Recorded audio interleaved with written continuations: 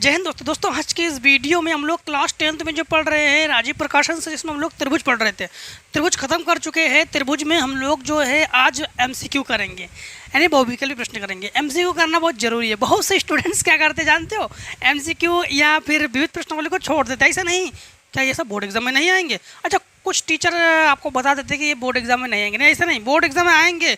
अगर नहीं आएंगे तो भाई साहब बुक में क्यों है, फिर बुक से ही हटा दो। बुक में क्यों है, आएंगे मेरे भाई क्वेश्चन में। आपको बता दें कि एमसीक्यू 20 हमसे पूछे ही जाते हैं। तो पहला एमसीक्यू क्या है? पहला एमसीक्यू है हमारे पास, एक त्रिभुज ए बी सी के आधार BC समांतर PQ रेखाखंड खींचा गया है और PQ हमारे पास रेशियो BC 1:3 हो तो AP और PB का अनुपात आप लोग ज्ञात कीजिए। पहला क्वेश्चन है हमारे पास। पहला क्वेश्चन इस प्रकार से हमें फिगर गिवन है, ठीक। और यहाँ पर फिगर में हमारे पास A और यहाँ पर B और यहाँ पर C और U हमारे पास P और ये हमारे पास Q, ठीक। और PQ जो है वो BC के समांतर हमारे पास दे दिया गया है। और इन्होंने ये भी दिया गया PQ BC, तो PQ रेशियो BC जो है 1:3, ये भी दे दिया इन्होंने। और इनका कहना है AP और PB, तो AP और PB का जो रेशियो है ये भाई साहब ज्ञात करो। अब सबसे पहली बात तो ABC के आधार में है। अब सबसे पहली बात तो आप लोग जानते हो कि, नहीं जानते हो तो आप बता देते हैं, PQ 1 है तो PQ जो है PQ 1 है, मतलब ये 1 है। और BC 3 है तो BC 3 है। तो जब BC 3 है तो ABC एक समबाहु त्रिभुज है। तो BC अगर 3 है, ठीक, तो इसका मतलब है AP हमारे पास 1 है और PB हमारे पास 2 है। तब 2 और 1 जोड़ोगे तभी तो 3 होगा। ये छोटा त्रिभुज और ये बड़ा त्रिभुज, तभी तो 3 होगा ना। तो हम लोग जानते हैं कि इसमें 2 त्रिभुज है। एक त्रिभुज हमारे पास APQ है, त्रिभुज APQ, तथा हमारे पास एक त्रिभुज है, त्रिभुज ABC। AP और PB हम तो वर्ग निकाल रहे, तो AP अनुपात PB बराबर 1:2। बस कौन सा ऑप्शन सही है? हमारे पास A ऑप्शन सही है। अगर क्षेत्रफल की बात की जाए तब तो हमारे पास C ऑप्शन सही होगा, ठीक है। तो क्लियर है ना, क्लियर है ना कि है कि नहीं? क्वेश्चन नंबर 2 देखो। क्वेश्चन नंबर 2, क्वेश्चन नंबर 2 में इस प्रकार से एक चित्र है, ठीक, जिसमें हमारे पास ABC और H और K इस प्रकार से दे दिया गया है। इनका कहना है कि त्रिभुज AHK, त्रिभुज AHK समरूप है त्रिभुज ABC और मान दे दिए गए A के 10 और मान दे दिया गया हमारे पास BC 3.5, BC 3.5 और मान दिए गए H के 7, H के हमारे पास 7 और मान दे दिया गया हमारे पास AB, जो कि हम लोग ज्ञात करेंगे।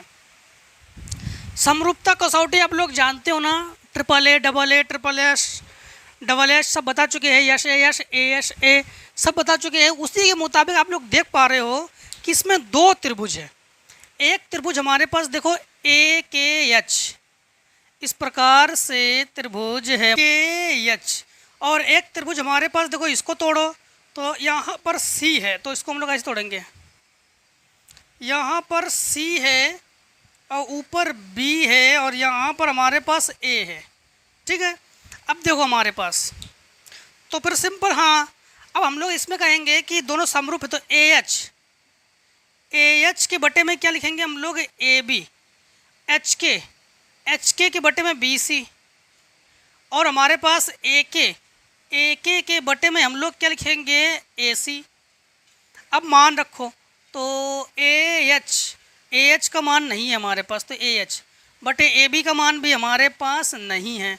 और HK, तो HK की जगह हमारे पास है 7 सेंटीमीटर, BC तो BC हमारे पास 3.5 सेंटीमीटर, और यहाँ पर हमारे पास AK हमारे पास 10 सेंटीमीटर, और AC हमारे पास नहीं है। अब हम लोग देख पा रहे हैं AC जो है वो AB के बराबर है, तो एक काम करते हैं, हम लोग देख पा रहे हैं कि AB की जगह हम लोग क्या लिख सकते हैं, AC लिख सकते हैं। ठीक, तो यहाँ पर हम लोग क्या करेंगे कि 7/3.5 बराबर 10 हम लिख रहे हैं AB, दशमलव हटा के ऊपर 0 बढ़ाओ, 35 दूनी 70, इसे पहुँचा 2 के, तो 2AB बराबर 10, काटो तो ये 5, तो AB बराबर 5 सेंटीमीटर। कौन सा ऑप्शन सही है? तो ऑप्शन हमारे पास डी सही है। तो दूसरे में कौन सही है? डी सही है। ठीक, दूसरे में कौन सही है हमारे पास? डी सही है। क्वेश्चन नंबर तीसरे को देखो, तीसरे में क्या है? क्वेश्चन नंबर तीसरे में इस प्रकार से है कि त्रिभुज ABC और त्रिभुज DEF, त्रिभुज ABC और त्रिभुज DEF ये समरूप है हमारे पास।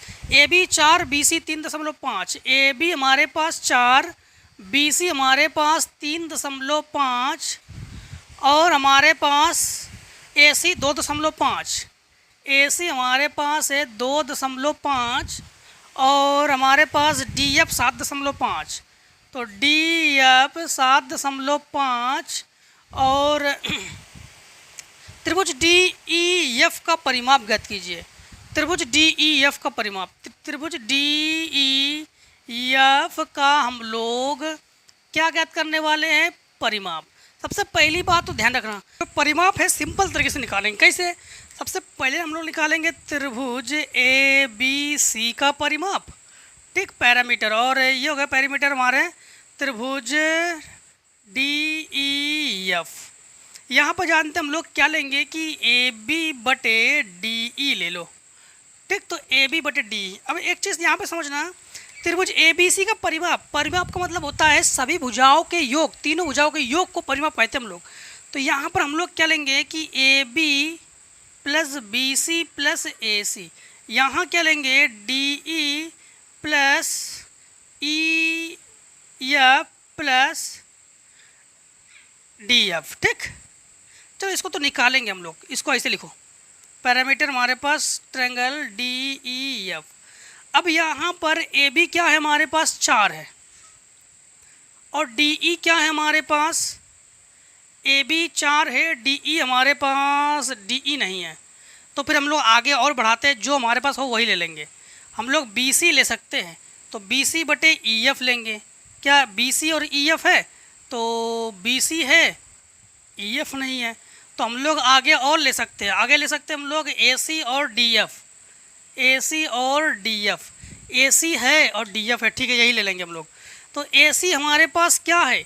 AC हमारे पास है 2.5, और DF क्या है? 7.5, दशमलव कैंसिल, 25 से कम 25, 25 × 75।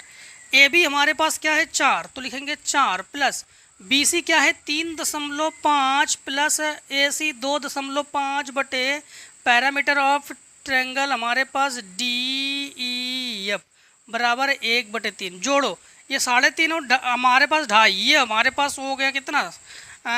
4, ऐसे जोड़ो, 4 और 2 6, 6 4 10, तो 10 बटे पैरामीटर हमारे पास ट्रायंगल DEF बराबर 1/3। इसके साथ मल्टीप्लाई करो तो पैरामीटर ट्रायंगल DEF बराबर 10 या 30 सेंटीमीटर।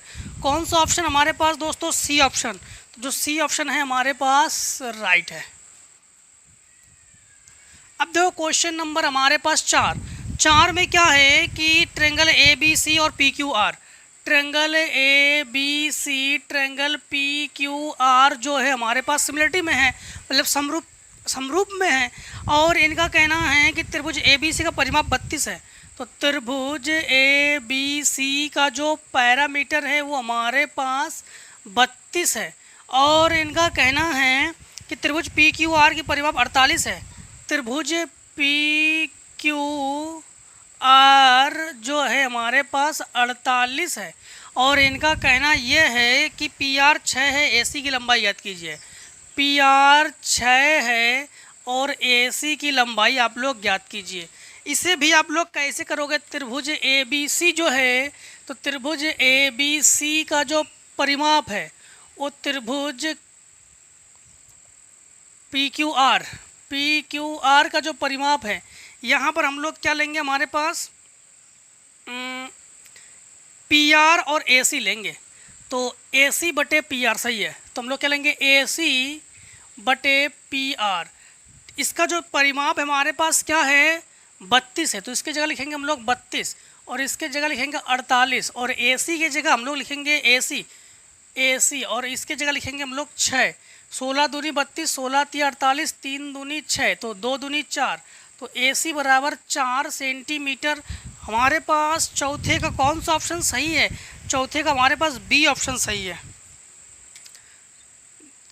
MCQ बहुत ज़रूरी है। MCQ भी हमसे बोर्ड एग्ज़ाम में 20 क्वेश्चन पूछ दिए थे। MCQ इसलिए बहुत ज़रूरी है। क्वेश्चन नंबर हमारे पास 5 को देखो। 5 में है त्रिभुज ABC में AB 6, देखो त्रिभुज ABC में AB जो है हमारे पास 6 हैं और हमारे पास DE समांतर BC, DE समांतर BC और हमारे पास AE बराबर 1/4 AC, AE बराबर 1/4 AC। तो AD की लंबाई आप लोग ज्ञात करके दो इन्हें।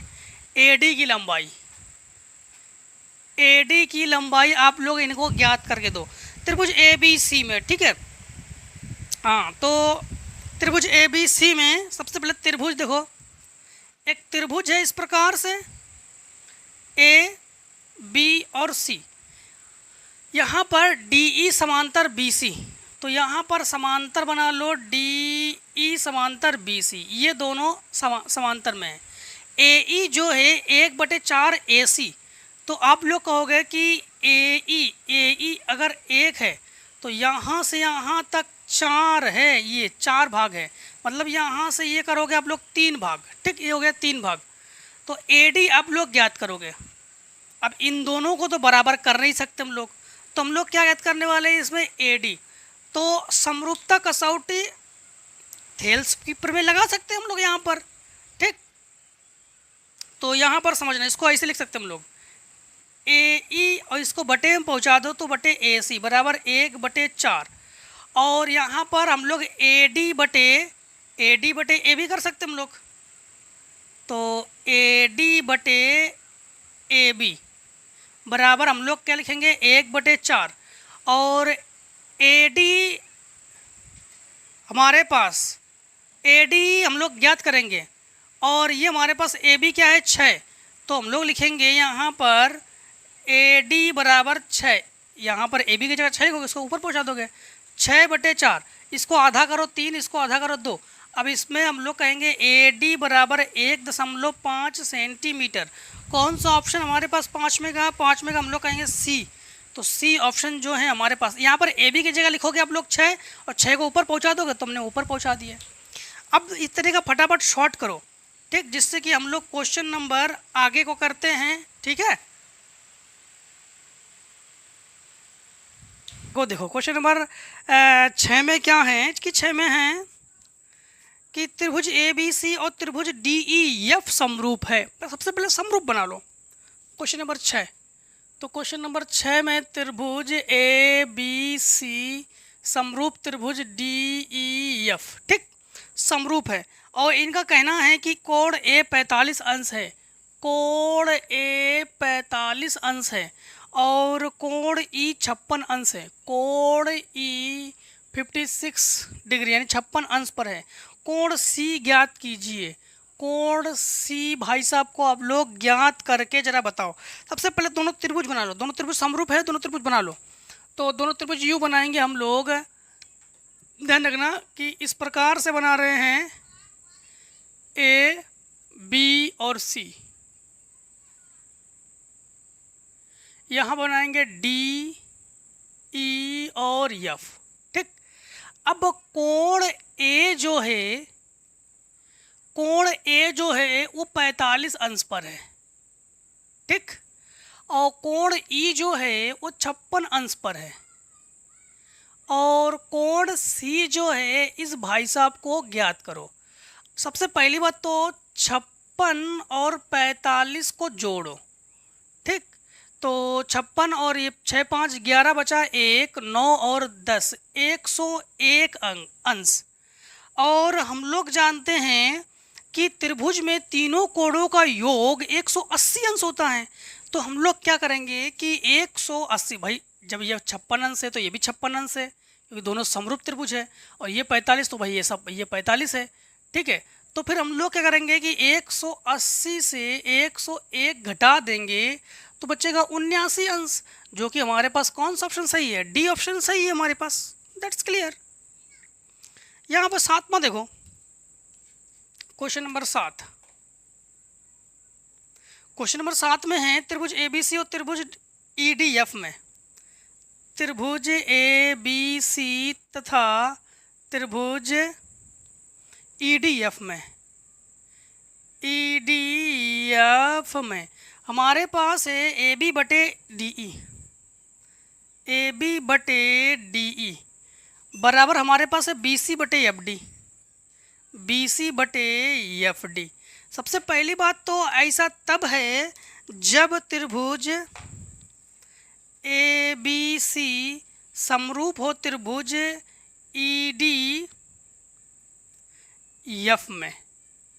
जब ये दोनों समरूप हो तभी इसको समरूपता कसौटी से निकाल सकते हम लोग। कैसे? समझना, AB के बटे में हम लोग किस लिखते हैं? ED या DE, ठीक। और BC के बटे में हम लोग क्या लिखते हैं? DF या FD, ठीक। तभी तो, लेकिन इसमें ये फिर समरूप तभी होना चाहिए जब हमारे पास ट्रिपल ए या डबल ए होना चाहिए, तभी तो कर सकते हम लोग। तो यहाँ पर अगर हमारे पास ऑप्शन की बात की जाए, ऑप्शन में हमारे पास एंगल दे दिया गया है। तो अगर एंगल की बात करें तो एंगल ए जो है, एंगल ए किसके बराबर है? एंगल ई के। और एंगल बी जो है वो एंगल डी के बराबर है। एंगल सी जो है वो एंगल एफ के बराबर है। अब ऑप्शन चेक करेंगे, ऑप्शन हमारे पास कौन सा सही है क्वेश्चन नंबर 7 में। तो क्वेश्चन नंबर 7 में देखो बी और ई क्या है? पहला ऑप्शन तो नहीं, पहला ऑप्शन बी डी है, पहला ऑप्शन गलत। दूसरा ऑप्शन है ए डी, ये भी गलत है। तीसरा ऑप्शन है हमारे पास बी डी, तो बी डी सही है। चौथा ऑप्शन है ए एफ, तो ए एफ गलत है। चौथा ऑप्शन तो हमारे पास कौन सा ऑप्शन सही है? तीसरा ऑप्शन सही है, बी डी, तीसरा ऑप्शन। तो यहाँ पर हम लोग देख पा रहे हैं ये हमारे पास आंसर है। कौन सा ऑप्शन सही है हमारे पास? तीसरा ऑप्शन सही है। क्लियर। क्वेश्चन नंबर हम लोग देखो 8। क्वेश्चन नंबर 8 को देखो, 8 में है कि त्रिभुज DEF समरूप है त्रिभुज ABC, और हमारे पास ये दे दिया गया है DE और AB, DE रेशियो AB बराबर 2:3, और triangle area of triangle DEF जो है हमारे पास क्या है? 144 वर्ग इकाई है, 144 वर्ग इकाई है। और इनका कहना है कि एरिया ऑफ ट्रेंगल ABC जो है इसे फाइंड आउट करो। यही तो है क्वेश्चन नंबर 8। तो सबसे पहली बात तो एरिया ऑफ ट्रेंगल के लिए आप लोग फार्मूला कैसे लगाओगे समझना। सबसे पहले बात हम लोग जानते हैं, जैसे हम लोग कहेंगे कि एरिया ऑफ ट्रेंगल DEF और एरिया ऑफ ट्रेंगल ABC, तो हम लोग जानते हैं त्रिभुज अगर अनुपात में हो तो उसके भुजाओं के वर्गों के योग के बराबर होता ही है। तो हम लोग कहेंगे कि DE बटे AB का वर्ग कर लेंगे, DF बटे AC का वर्ग कर लेंगे, और EF बटे